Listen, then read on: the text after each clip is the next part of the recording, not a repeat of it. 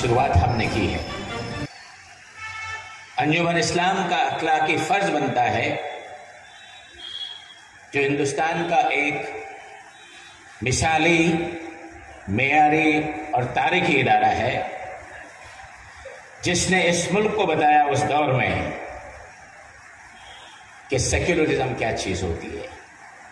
आज के दौर में बड़े जोरों से कहा जाता है सबका साथ। 1874 में हमने इस मुल्क को ये पैगाम दिया कि हम सबका साथ लेके चल रहे हैं।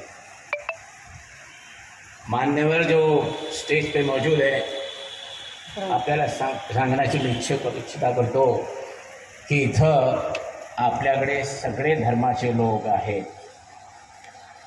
We have students from all communities, caste, religion and region. और अंजुमन की ये जिम्मेदारी है कि इस मुल्क की गंगा जमनी तहजीब को कायम रखना जरूर है। आज के माहौल को देखते हुए बहुत सारे लोगों ने जो स्टेज पे आए, माइक पे आए, उन्होंने अलग अलग बातें की, अलग अलग तरह से सियासी बातें हुई और दूसरी भी बातें हुई। लेकिन हमको आज ये तय करना है कि हम सब मिलके जो हिंदुस्तान का भाईचारा बहुत दूर तक चला गया है, उसको नजदीक लाना है। और हमने ये तय करना है कि हमको क्या करना है, हमारी भी जिम्मेदारियां हैं। एक बात याद रखिए, मैंने दुनिया भर के सब मुल्क देखे हैं, लेकिन हिंदुस्तान जैसा माइनॉरिटीज के लिए बेहतरीन मुल्क कहीं भी नहीं है। आज का माहौल में कुछ अंग्रेजी में हम कहते हैं aberrations are there and that needs a course correction. उस बात को लेके हमारे अंजुमन के जिम्मेदारान ने और बहुत सारे एनजीओज ने, सबसे बड़ा एक NGO all India women federation के जो साहब यहाँ मौजूद है, कोकनी बिरादरी के लोग हैं, दखनी बिरादरी के लोग हैं, बहुत सारे एनजीओ जुड़ गए और अंजुमन ने तय किया कि इसकी जिम्मेदारी हम लेंगे। स्टेज पे बैठे हुए बहुत सारे जिम्मेदार लोग यहाँ बैठे हैं। पहली बार शायद आप अंजुमन में तशरीफ लाए। अंजुमन ने एक ईद मिलन प्रोग्राम ऑर्गेनाइज किया था 1937 में। उसके चीफ गेस्ट कौन थे पता है आपको? हिंदुस्तान के आईन के शिल्पकार, जो हम कहते हैं कॉन्स्टिट्यूशन के फाउंडर, डॉक्टर बाबा साहेब भीमराव अंबेडकर ने यहाँ ईद मिलन प्रोग्राम में उन्होंने हिस्सा लिया था। उसकी तस्वीरें मेरे पास हैं और हमारे आर्काइव डिपार्टमेंट में भी इसकी हिस्ट्री है। अंजुमन वो इदारा है जिसके फाउंडर जस्टिस बदरुद्दीन तैयब जी, ये इंडियन नेशनल कांग्रेस के 3rd प्रेसिडेंट थे और पहले हिंदुस्तानी जज थे जब फिरंगी सब जज हुआ करते थे बॉम्बे हाई कोर्ट में। ये वो शख्स है जिसने लोकमान्य तिलक को बेल दी। उनसे पहले 2 हियरिंग ब्रिटिश जजेस थे, लेकिन उन्होंने हिम्मत की और उनको बेल दे दिया और उसके बाद उन्होंने वो पेशाई छोड़ दिया। ये हमारे जो अंजुमन को कायम करने वाले हमारे कर्ता धर्ता है, उन्होंने एक मिसाल कायम की और वो मिसाल पे हम आज भी कायम हैं। और अंजुमन सबसे बात करता है। हम प्राइम मिनिस्टर से भी मिलते हैं, होम मिनिस्टर से भी मिलते हैं, भागवत जी से भी मिलते हैं और हमारी बातें हम कहते हैं, क्योंकि हमारा मुल्क है, हमारा हक बनता है कि हम हमारी बात हर मंच पे लेंगे। और मैं ये बताता चलूं, हमारी जो कमजोरियां हैं, हम जो पिछड़े वर्ग से पिछड़े हुए हैं, आपल्याला माहित असेल एक जस्टिस ब्राह्मण जज सच्चर साहेब त्यांनी एक रिपोर्ट या देशाला दिला। तिथे ते म्हणाले कि Muslims are the most backward more backward than our Dalit brothers and sisters. पीछे से नहीं। तो 70 साल में हम पीछे ही रहे, लेकिन अब हम आगे बढ़ रहे हैं हमारे बलबूते पर। और उसकी एक मिसाल अंजुमन है। ना उम्मीदी मायूसी कुफ्र है और उम्मीद पे दुनिया कायम है। हमें किसी भी मोड़ पे ये नहीं समझना चाहिए और ऐसा से कम तरीका जुब्बा अगर हमने पहना है तो उसको फेंक दीजिए। मैं आपको बताता चलूं, हमारे बच्चों ने जो यहां से जो तालीम हासिल की, उन्होंने हिंदुस्तान में नहीं हिंदुस्तान के बाहर भी अपना अंजुमन का परचम लहराया, इस देश का परचम लहराया। मैं अभी अमेरिका गया था और हमारा एक कोलैबोरेशन MIT यूनिवर्सिटी से हुई। सुनने की बात है, MIT यूनिवर्सिटी वर्ल्ड की नंबर 1 यूनिवर्सिटी है, उसके साथ अंजुमन का कोलैबोरेशन हुआ, बल्कि IIT के साथ भी नहीं हुआ। तो हम क्या कर रहे हैं? We want to get into the global competition, not in India. और जितना हुनर मुसलमान कम्युनिटी में है शायद किसी के पास नहीं है। आपको अच्छा ड्राइवर चाहिए, बड़े से बड़े नेता, बड़े बड़े पार्टी के जो दूसरे आइडियोलॉजी के हैं, वो अपना ड्राइवर मुसलमान रखते हैं, अपना बॉडीगार्ड मुसलमान रखते हैं। ये क्या बताता है कि हमारे कौम में, हमारे बच्चों में हुनर है, उनको अपॉर्चुनिटी देनी चाहिए। और ये अपॉर्चुनिटीज बहुत कम है। अंजुमन ये भरपाई करने की कोशिश कर रहा है। मैं चाहूंगा कि आज के ईद मिलन के प्रोग्राम में जब आप घर जाओगे तो इस इदारे के लिए दुआ कीजिए। यहाँ 1,10,000 बच्चे पढ़ते हैं। 70% बच्चों के वालिदैन तालीम याफ्ता नहीं है। They are first generation learners. और 50% बच्चे फीस भी नहीं भर पाते। और हमने देखा कि जो गरीब बच्चा होता है वो उसका परफॉर्मेंस पार एक्सेलेंस। लड़कियों के बारे में हमारे मजहब में कहा गया है कि 1 या 2 बच्चियों को अगर आप अच्छी तालीम देते हो, उसका घर बसाते हो, तो वो लड़की आपको जन्नत के दरवाजे ले जाती है। ये इस्लाम का पैगाम है। इस्लाम में इतनी अच्छी चीजें हैं, लेकिन बदकिस्मती हमारी है कि हम अपने अमाल पे कहीं ना कहीं कम उतरते हैं।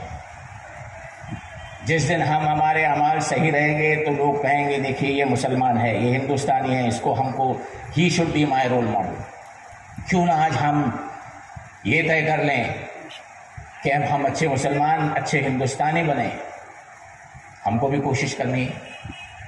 लेकिन एक बात बताता चलूं, क्योंकि बहुत सारी सियासती बातें यहां हुई। हिंदू समाज, हिंदू बिरादरान ने हमारे इनका टॉलरेंस जो था एक मिसाल थी।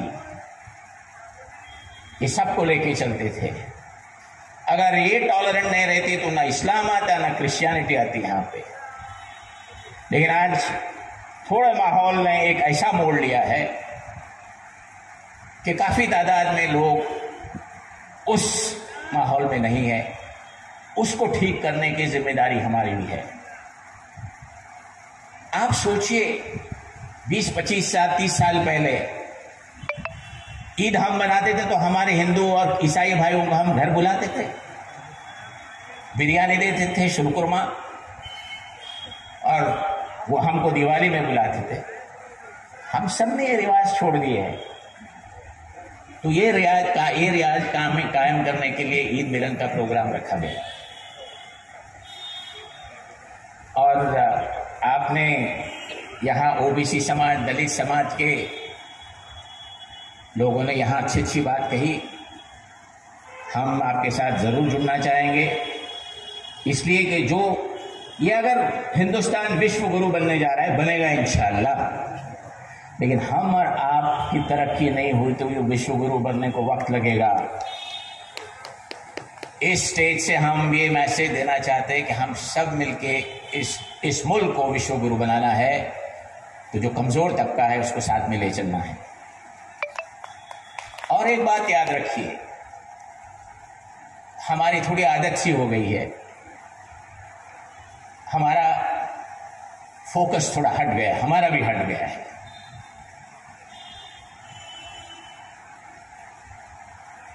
वो जब एक कानून आया डीमोनेटाइजेशन, सबसे ज्यादा मुसलमान व्हाट्सएप पे यूनिवर्सिटी में आगे है। अरे हमारे पास पैसा ही नहीं तो हम उसके पीछे क्यों लगे?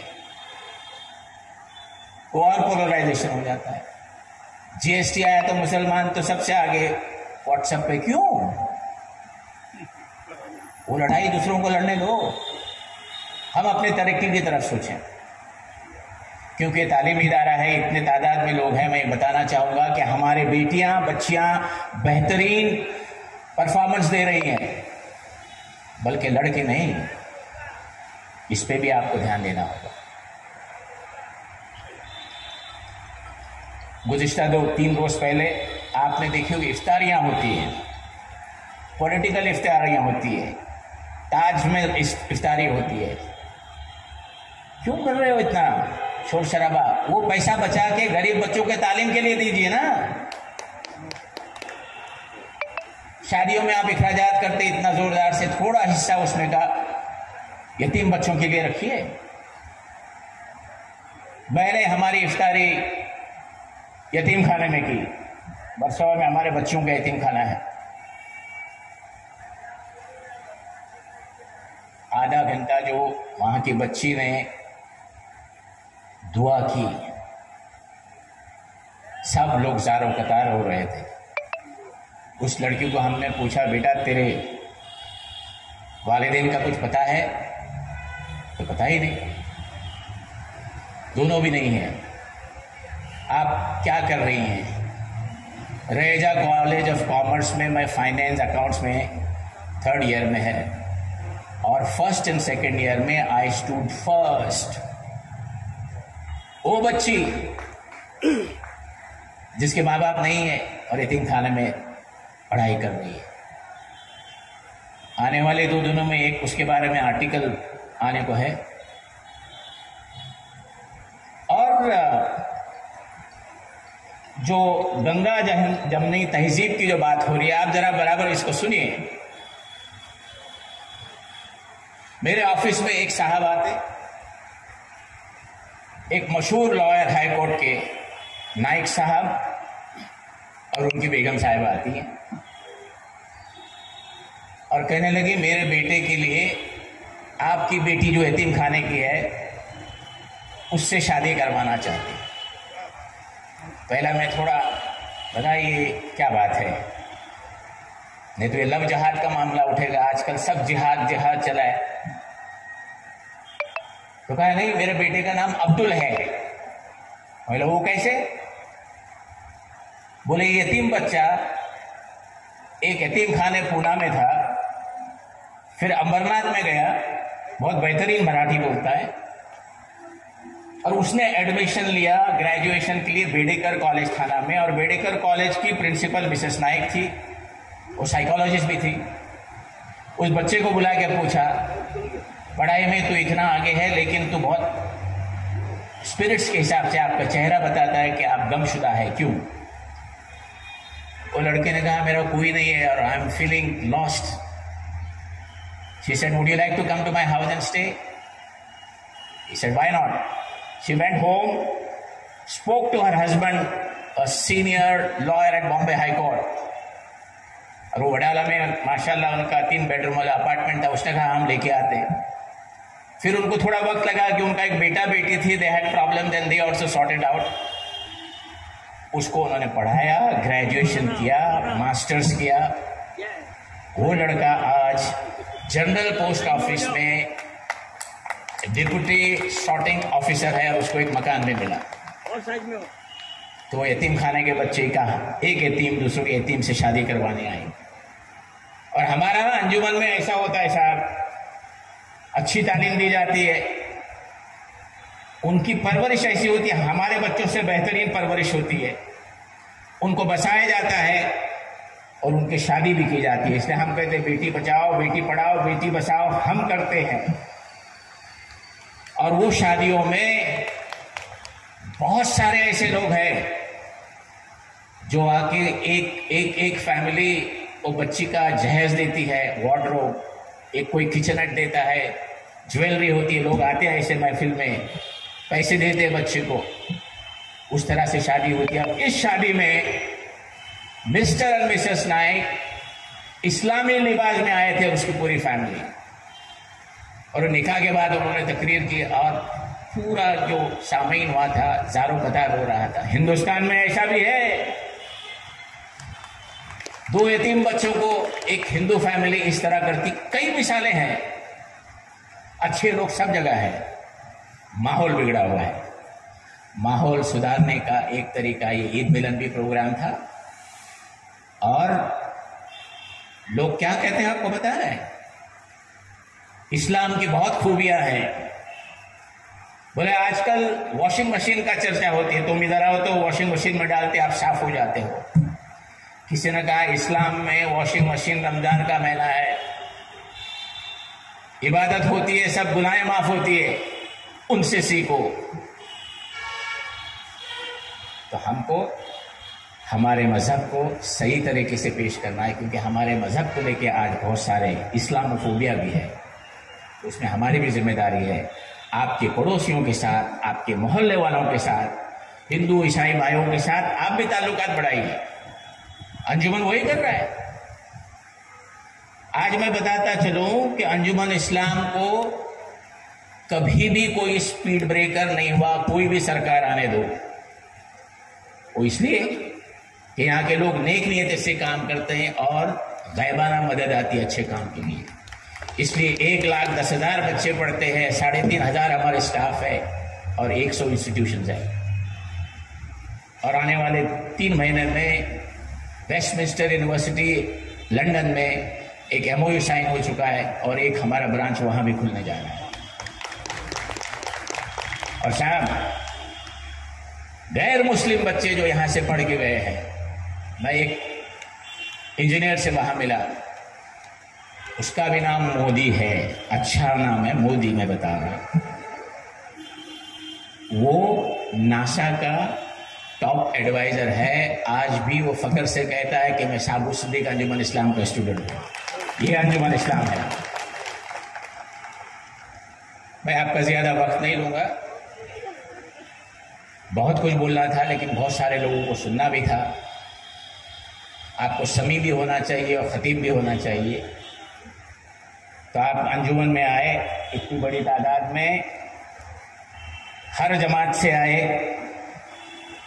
हमारे जर्नलिस्ट साहब आए, 2 एमिनेंट जर्नलिस्ट भी रहे, कम्युनिटी के लोग रहे, दूसरे कम्युनिटी के लोग रहे, इतनी तादाद में स्टेज पे आए। तो हमको लगा आने वाला जो ईद मिलन होगा अगले रमज़ान पे, वो और भी बेहतर होगा। और ये रमज़ान से वो रमज़ान में हमने कुछ करके दिखाना चाहिए। हर एक फंक्शन का मकसद सिर्फ आए, तकरीरें सुने, कुछ खाना खाए, घर चले गए। नो, तुमने भी ये अपना कीमती वक्त, 4 घंटे का वक्त इन्वेस्ट किया है, इसका रिटर्न होना चाहिए। और मैं आप सबके चेहरे देख रहा हूं। फ्रंट रो में हमारे एक साहब बैठे हैं, आप जरा खड़े हो जाइए 1 मिनट के लिए। डॉक्टर विकार खान, इन्होंने मास्टर्स किया है, PhD अमेरिका में किए, हमारे चेयरमैन रहे साबू सिद्दीक के। एक कंपनी चलाते हैं, पूरा CSR फंडिंग 20 लाख रुपए उन्होंने अंजुमन के गरीब बच्चों को दिया। ताली तो बजी। लेकिन आने वाले रमजान में अगर ज़कात का कुछ हिस्सा अंजुमन में आता है तो बहुत सारे बच्चों की पढ़ाई होगी। और एक बात मैं जरूर कहूंगा, उर्दू हमारी जुबान है, सिर्फ हमारी नहीं, बहुत सारे हिंदू भाइयों को भी जुबान है। इसको जिंदा रखना है और ये जबान ता कयामत तक जिंदा रहेगी। उसके लिए जो अंजुमन काम कर रहा है वो सुनने की आपको सुनाना जरूरी है। हम उर्दू मीडियम स्कूल भी चलाते, मेयारी मिसाली हैं। आपल्याला एक गोष्टी मी सांगू इच्छितो तुम्हाला। नितीन साहेब, ये नितीन वैद्य साहब है ना, ये महाराष्ट्र टाइम्स के एडिटर थे, अभी फिल्म प्रोड्यूसर है, बहुत बिजी है। इनकी मर्सिडीज गाड़ी तो मैं देखते ही रहता हूँ, आलिशान है। वो बंदा भी यहाँ आ गया है, मेरे साथ सेवा दल में है। तो इन्होंने एक मराठी में आर्टिकल लिखा अंजुमन के बारे में। ये जरूरी है कि हम में से कोई लिखे, उसके बजाय आप लिखते हो तो उसका वेट ज्यादा होता है। हमारी बांद्रा की उर्दू मीडियम स्कूल की बच्ची कहाँ रहती है? धारावी में, उर्दू मीडियम की बच्ची। IIT पवई ने एक कंपटीशन रखा, creative writing in English. First prize Bombay Scottish को गया। बॉम्बे स्कॉटिश आप जानते होंगे, number 1। Number 2 Urdu medium school Bandra की लड़की को अवार्ड मिला बाय IIT। तो उर्दू मीडियम के बच्चों का भी मेयार होता है। तो जहां भी आपको वक्त मिला तो उर्दू के फरोग के लिए भी थोड़ा काम कीजिए। नेता लोग, बड़े बड़े लोग स्टेज पे आके, हमारे लोग उर्दू के बारे में फिक्रमंद होते हैं लेकिन करते कुछ नहीं। हम सबको करना होगा कुछ ना कुछ। घर में आपके बच्चों को इंग्लिश मीडियम है तो उर्दू पढ़ाइए, जिस तरह अरबी पढ़ाते हो। कल एक दौर आएगा कि आपके घर में आपका बच्चा, आपका पोता, मैंने देखा मेरा पोता भी अंग्रेज बन गया, पोता पोती। फिर हमने उर्दू टीचर रखा, अरबी रखा, और वो सबसे छोटा मेरा पोता हर बात पे अस्तगफिरुल्लाह अस्तगफिरुल्लाह शुरू किया। सर पढ़ता है इंटरनेशनल स्कूल में। लेकिन ये हम सब ने करना चाहिए। 10 बजने को है और ऑर्गेनाइजर ने मेरी तरफ इशारा कर रहे हमारे इकबाल मेमन साहब कि दस्तरखान की भी इज्जत की जाए, और दस्तरखान आपका इंतज़ार कर रहा है। चलो क्यों ना हम वहाँ चलें। इस नाचीज़ को आपने बर्दाश्त किया, इसलिए बहुत बहुत शुक्रिया। And I thank all of you